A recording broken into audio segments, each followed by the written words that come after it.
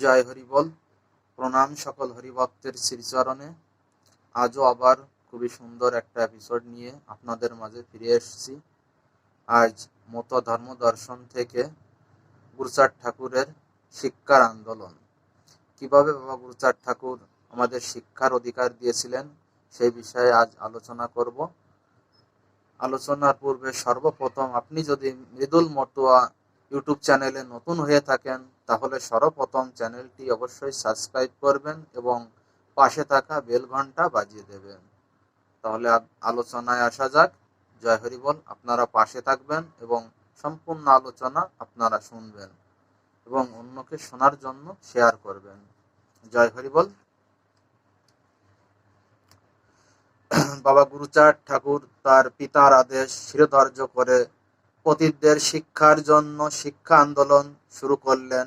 মতুয়া ধর্ম আন্দোলনের পতাকা তোলে, কিন্তু জমিদার, ব্রাহ্মণ, কায়স্থ, উচ্চ বর্ণের মানুষ গুরুচাঁদ ঠাকুরের শিক্ষা আন্দোলনে নানা বাধা প্রতিবন্ধকতা সৃষ্টি করেন।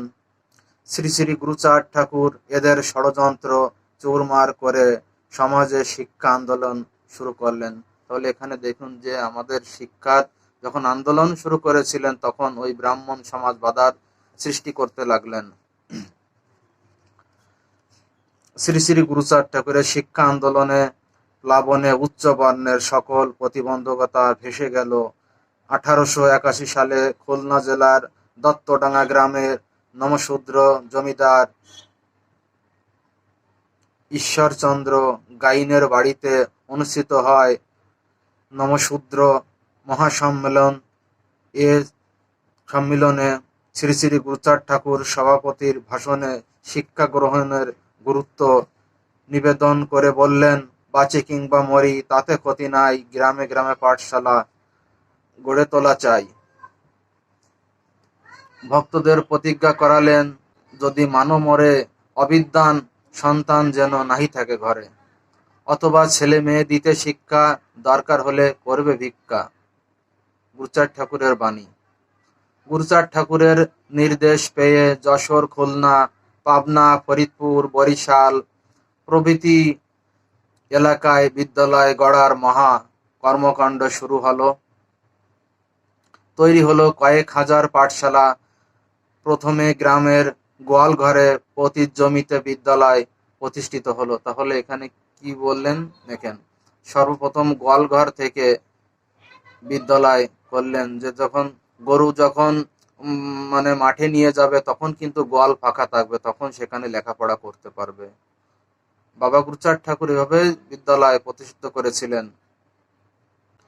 প্রথমে গ্রামের গোয়ালঘরে পতিত জমিতে বিদ্যালয় প্রতিষ্ঠিত হল। ব্রিটিশ সরকার একমাত্র ঢাকা ডিভিশনে 1067টি বিদ্যালয় অনুমোদন করলেন গুরুচাঁদ ঠাকুরের অবদানে ভিত্তিতে।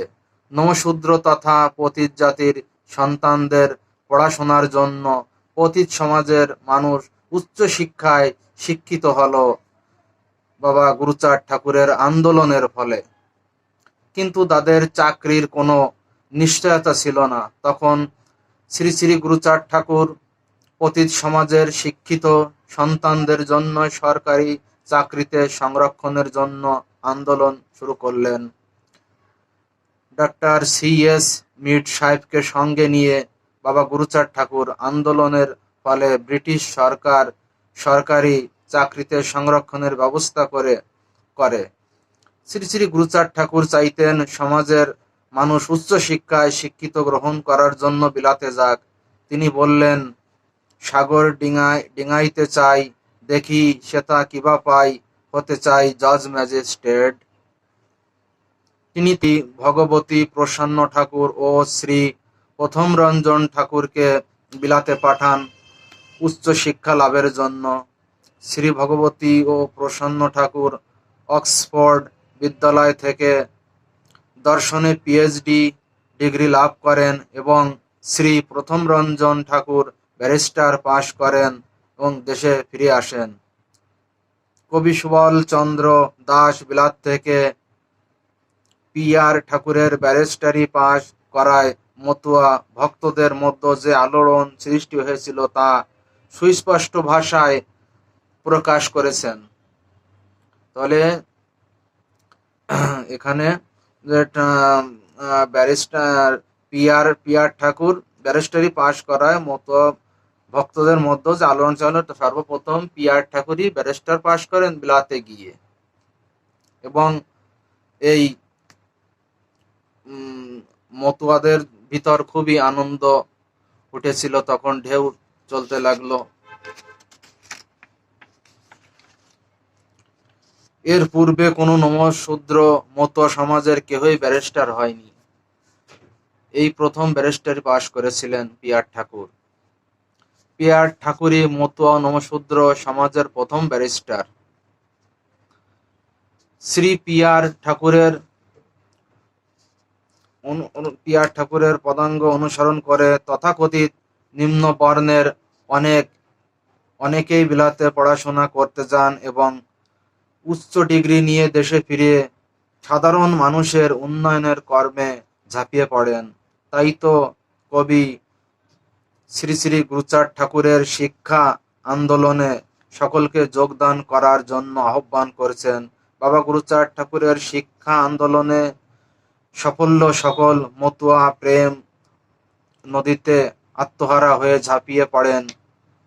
কবি শ্রী শ্রী গুরুচাঁদ ঠাকুরের মাহাত্ম্য বর্ণনা করে বলেছেন, শ্রী শ্রী গুরুচাঁদ ঠাকুরের ন্যায় আপনজন আর কেউ নেই এই দলিত পতিত মানুষের জন্য।